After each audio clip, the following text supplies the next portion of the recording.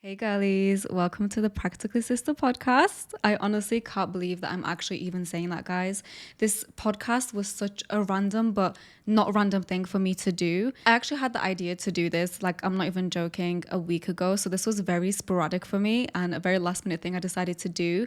But basically, I was going to start doing these girl talk series on my YouTube. And then I realized, like, are you stupid? Just start a podcast. Like, if you're going to talk anyway, it is a podcast. Just call it what it is. This idea really first came into my head when I posted like a question box on my Instagram asking you guys on like questions that you want me to answer about marriage, etc.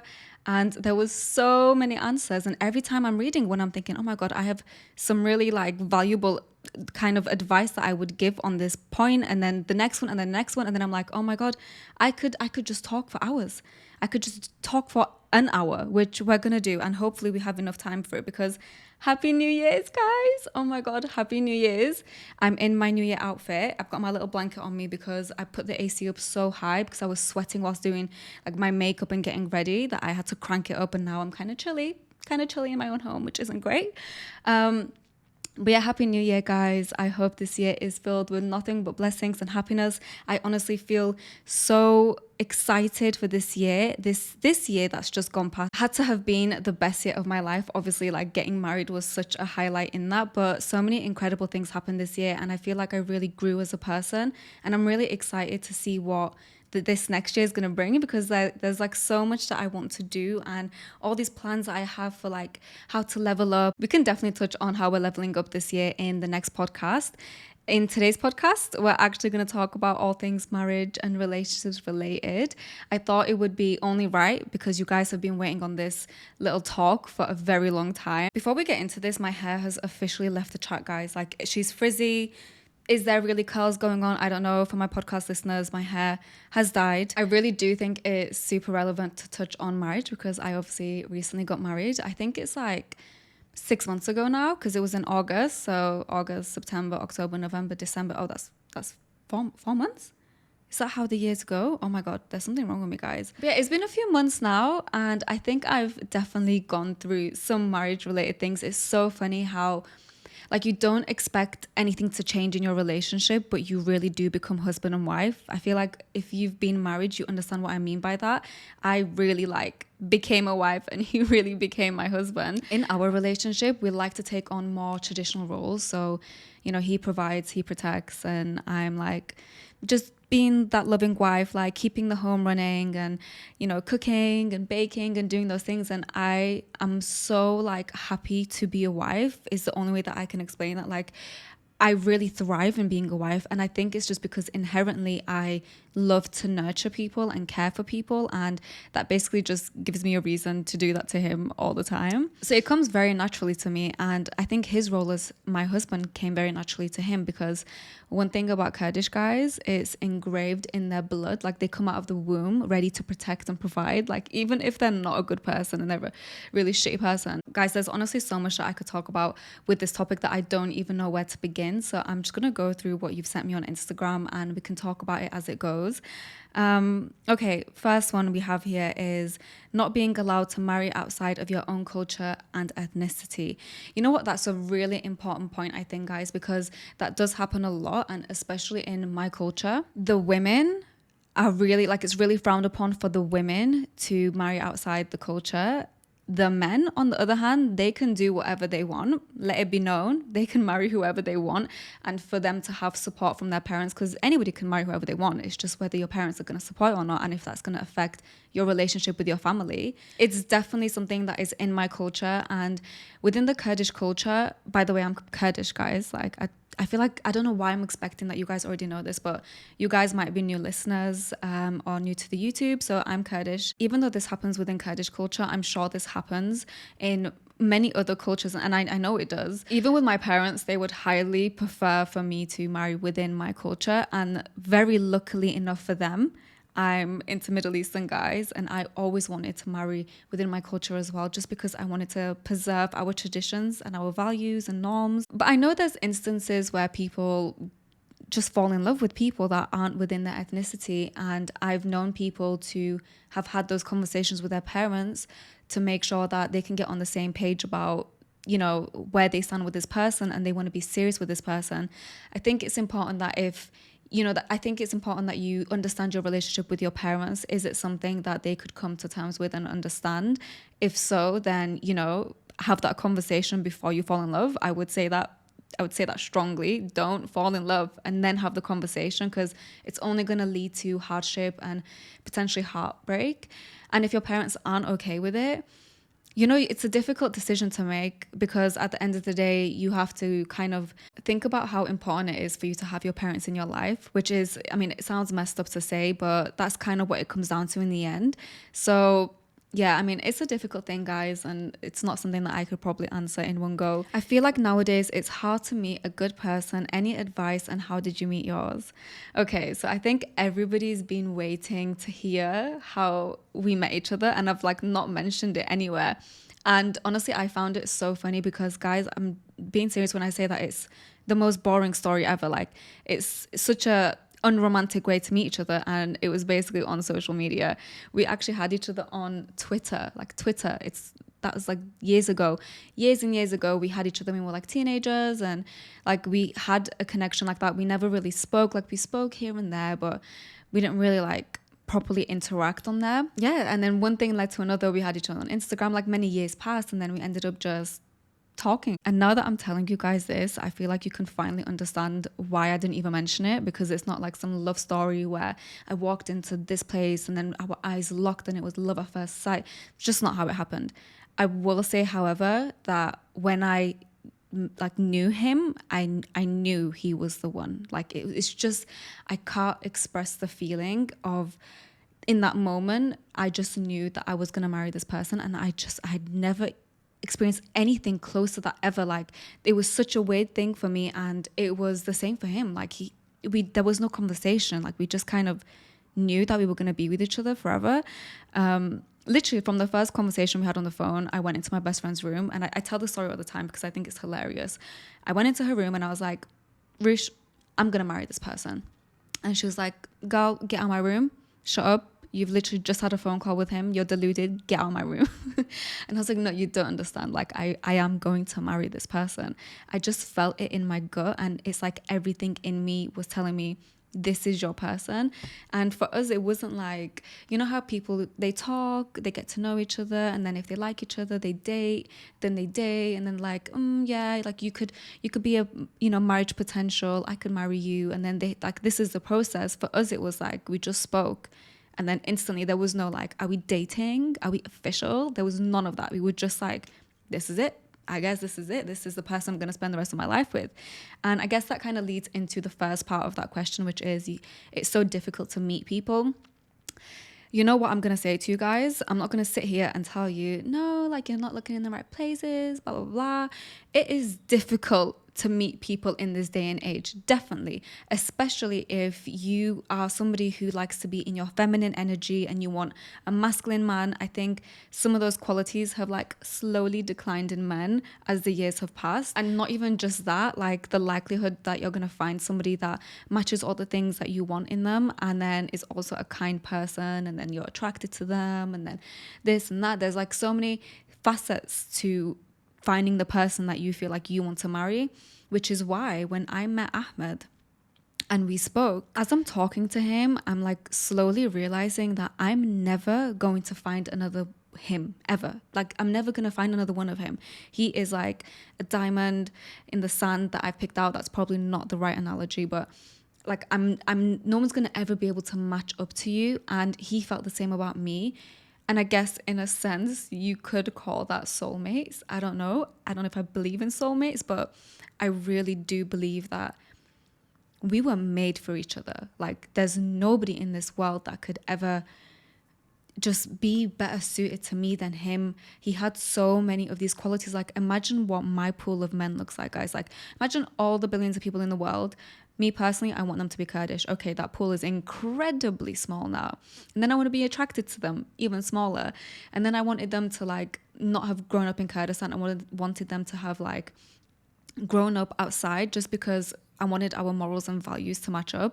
So that's like, even smaller, he has to be older than me. Smaller, he has to be taller than me. Smaller, I need to be attracted to him. Smaller, he needs to be kind and compassionate. Smaller, he needs to have ambition, blah, blah, blah, blah, blah. He has to text good. Like all these like silly little things that add up to being this perfect person.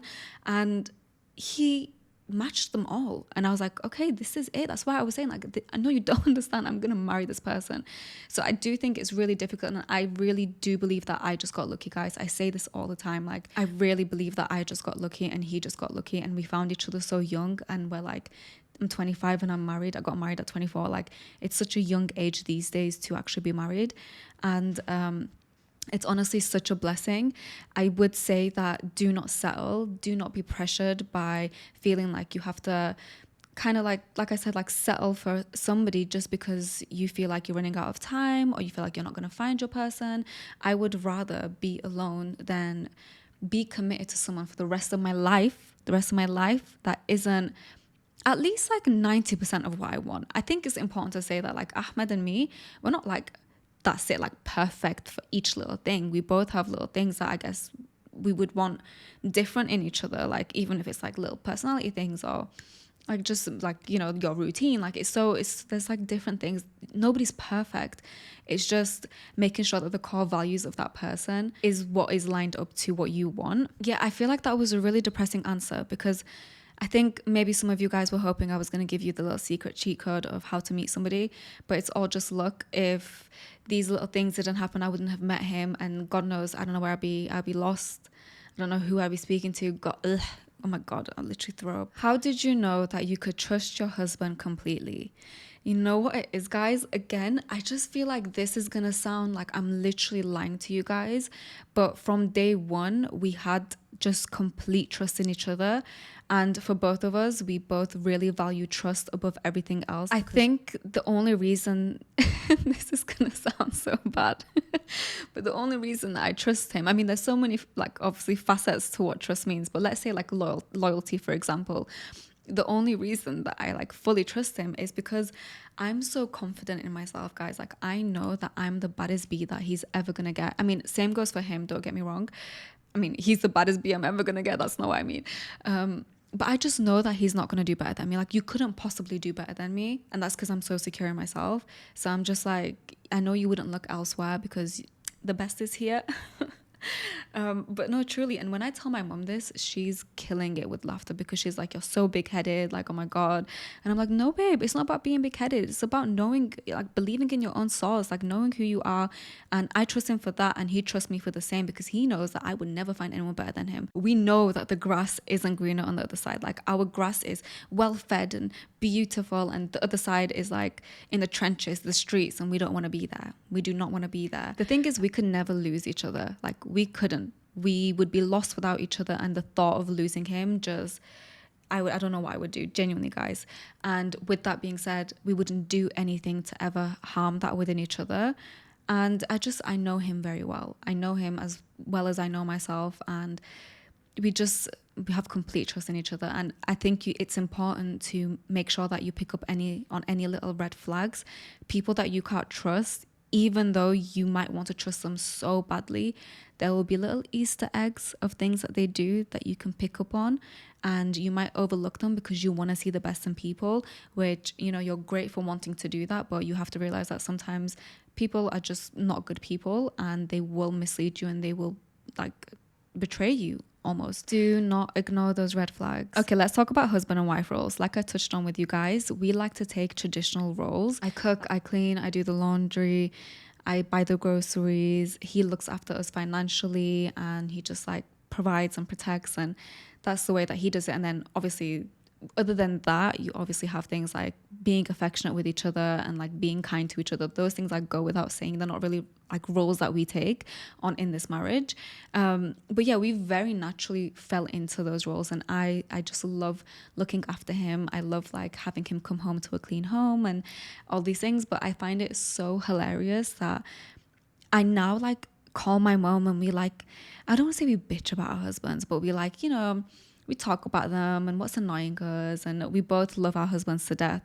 But it's so funny that we have like wife talk now, and I never in my life thought that I would have those kind of conversations. But even with one of my close friends as well, she's married, and it's so nice to like have people that you can talk about these things with, because it's very natural to like have things that you want to work on within a marriage. When you're going through it, when you're newly married, you're gonna find like so many things that maybe don't mesh with each other, or you need to have conversations about in order to kind of just work together better. And we definitely went through that. Like, I would say that now we really understand our roles, and we know how to help each other out. Like, even though he provides financially, you know, I'll be making breakfast in the morning, and he'll come and he'll clean up the whole like living room, he'll come vacuum and stuff. Like, we don't just say, okay, like this is the only thing that I'm gonna do for you. Everything is like just looking out for the other person. I do think that as women, we very naturally fall, like I said, I naturally fell into this wife role.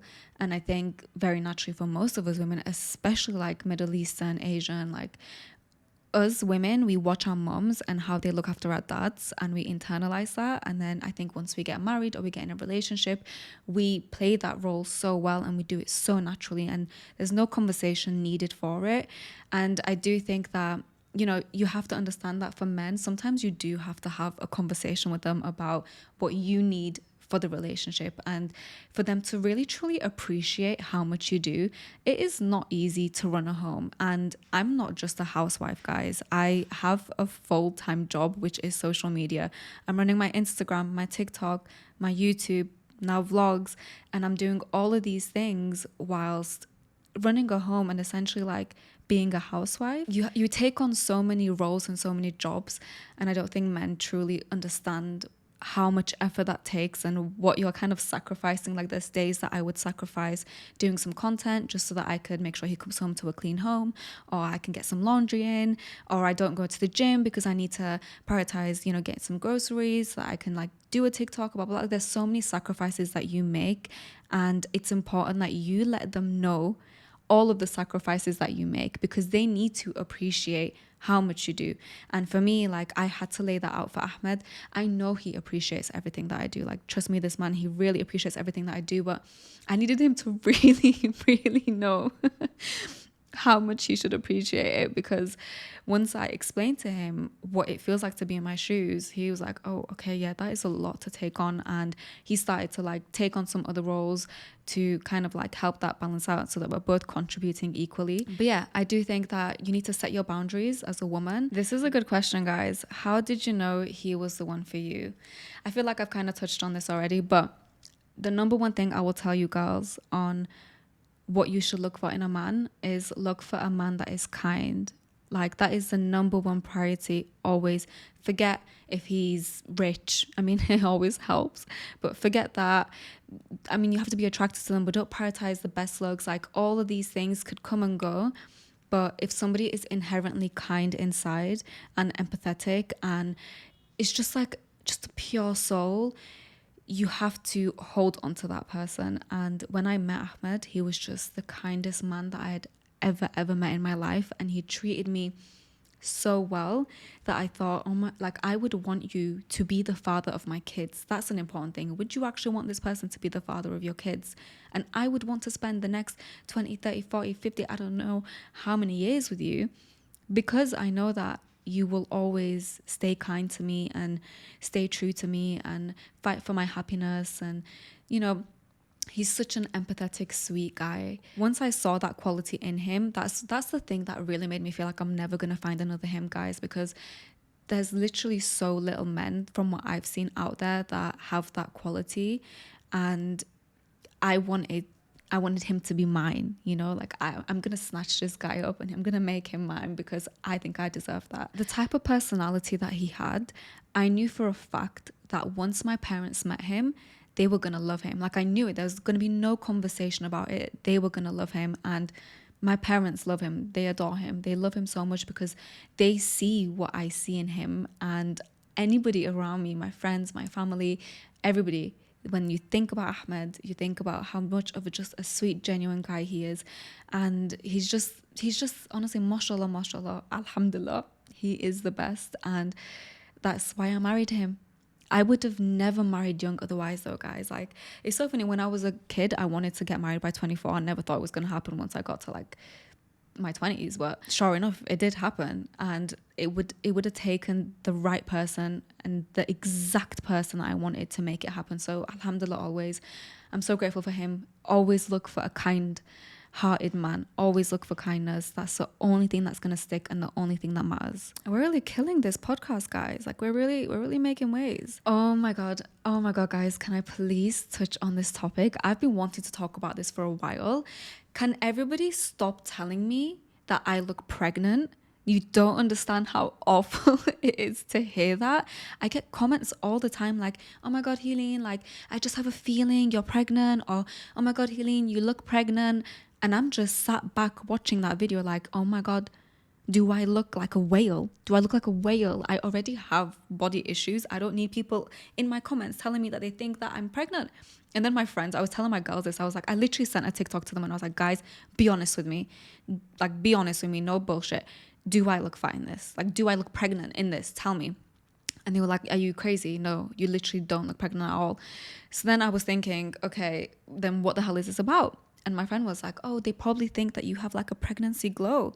And I was like, be for real. They don't think that I've got a glow and that's why I'm pregnant. They think that I've got a bump or something. Anyway, I get very upset about it. It's so rude to tell a woman that you think that she could be pregnant. And I'm going to put it out here right now, guys. I do not plan on having a baby for a few years. Years, not months, years. It's not going to happen. Stop commenting it. I'm not going to be pregnant. If you say it, I'm going to be offended, okay? And the reason that I don't want to have kids for a few years, me and Ahmed are very much on the same page. He's 26, I'm 25. We're still so young. Again, when I was a kid, I wanted to get married by 24, have a baby by 26. You wouldn't catch me doing that now. Absolutely not, guys. I have seen too many people get married 1 to 2 years and they have a kid and they always regret it. I promise you, they always regret it and they always would want just a few more years or time just as them too. Listen, I'm just figuring out my shit. I'm just about getting there. There's so much that I need to work on as myself. And also we need to have like our forever home, at least, you know, like our forever for the next 5 years or 10 years home, so that we can actually raise a child in there. And we need to both be really secure in our jobs, be both like in the peak of our careers. He's just started his business. I've just like, well, I've been here. I was about to say I've just started this, but I've been here. It's been two years. I've been doing this 2-3 years. But I'm just about to start some other things like this podcast, for example. I don't have time to look after a baby. Absolutely not. To the point where we really want to get a dog, but I just think it's like having a child. We might as well have a child. I tell him this. I'm like, listen, if we get a dog, we might as well have a kid. And don't get me wrong, guys. Do not get me wrong. I am obsessed with kids. And you know what? It was the weirdest thing. Before I got married, I used to literally have conversations with my girls like, guys, I'm really scared that at no point am I going to feel like I want to be a mother. Like, I love kids, but I don't want to be a mom. I definitely don't want to be a mom. So am I ever going to actually feel like I want a child? And that was really scary to me.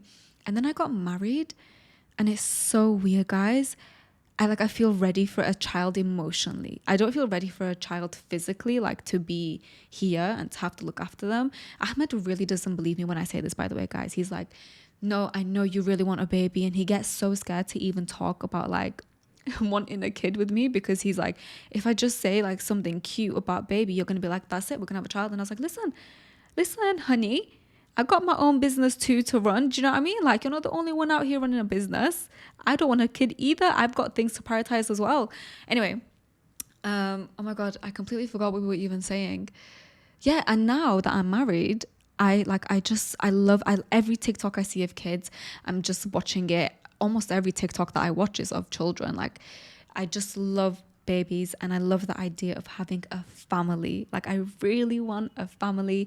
I think he would be the best dad in the world. Like, he's already so caring and so nurturing and so kind. I think he would do a fabulous job. And I can't wait for us to have a family, but not yet. So stop saying that I look pregnant, okay? Because I will cry. And now look at what you've done. Okay, guys. So we've talked a little bit about my situation, and now we're going to enter a portion of the video where it's kind of like a what would healing do, and we're going to talk about your dilemmas and try and, I don't know, talk them through, give you guys some advice. My mother-in-law thinks that women can and should do everything so that her son can have an easy life. Interesting. That's really interesting. You know what really annoys me about this, guys?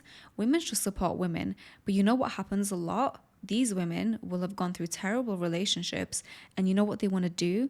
They want to impose that exact same situation on their daughter-in-law or their daughters, your own daughter. Because if I had to struggle, you're sure as hell gonna struggle. I promise you, so many times it's jealousy. As a woman, you should support other women. And don't get me wrong, my mom, she like she supports me in everything that I do, but she'll give me like little pep talks, you know, like, oh, like, you know, make him some food, like, it'll be so nice. Like, she gives me like these little talks, but she's not like, you should do this, this, and this, and this. In fact, like, we do it all. Again, guys, we naturally fall into these roles because it's internalized and like it's put onto us to take these roles. If your mother-in-law feels like that, I think you need to have a conversation with your husband about it, because there's no way that your mother-in-law anyway should be interfering in your relationship. My mother-in-law is amazing. I love her so much. She's so kind, so sweet. I got so lucky, alhamdulillah, guys. But she's just like, I know she would never, like, she's super supportive. I'm sure she understands. She's been married, and you know, you should always look out for each other. I really hate those situations. This one's kind of wild. We're engaged. Our nikah is next year, but his sister, who is literally a child, hates me. She's made my life hell and does things like calling me anonymously. Her mum has told her to stop constantly, but I'm worried that if she does something, it's going to ruin my nikah. That is so weird. That is really weird. Like, is she actually a child, or is she like a teenager child? Because sometimes, again, guys, brother sisters can have really weird relationships. The sister can feel very jealous. It's so weird. But if she's a child, I'm sorry, but like, if that was actually a child, I would just be like literally mind your business. Like, mind. Again, guys, in these situations, I wish I could give you advice, but realistically, why are you not telling your like significant other about this?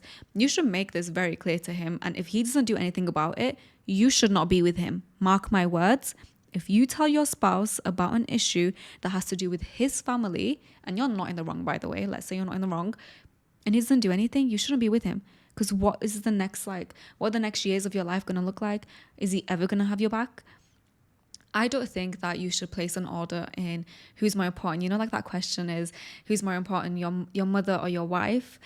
I think that's such a terrible question, because realistically, they should both have equal significance to you. Like, I hate this idea that somebody has to be more significant than the other person. So if I'm just as significant to you as your family, then I should also come first. It's whoever's in the right at the end of the day, right? Respectfully, does Ahmed have any friends? I really shouldn't say that, because all of them would jump at the chance to sit here, do an interview and be like, hey, looking for a wife. No, guys, stay away from his friends, okay? How do you deal with being away from your family and dealing with moving to a whole new place?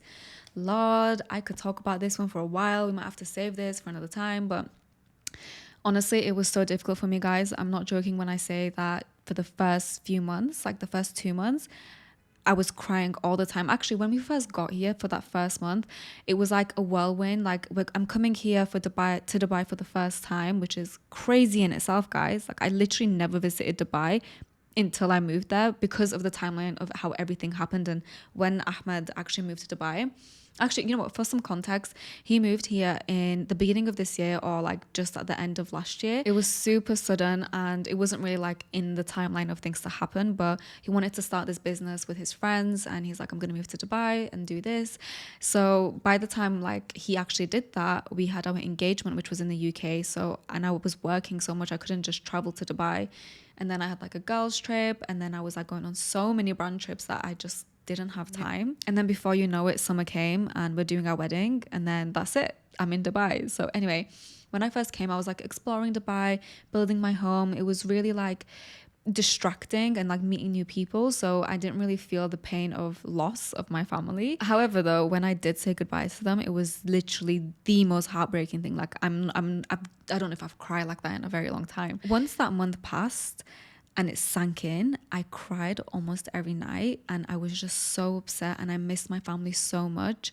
But you have to realize that you have to make your home your own home. Does that make sense? Like, you have this new family now, and you can't feel like you're going to lose these people forever. These people will always be your family, and they'll only be one call away and one flight away, or however, one train away, one bus away, I don't know, one car ride away. You have to just get used to the new norm. And right now, like, I've definitely settled in, and like, I'm okay. I'm very happy with where I am. And of course I miss my family, but I just talk to them regularly, and I know that I'm gonna go see them. So I'm definitely like, it's just time. Everything in life is just time, guys. Time makes everything better, and give it time.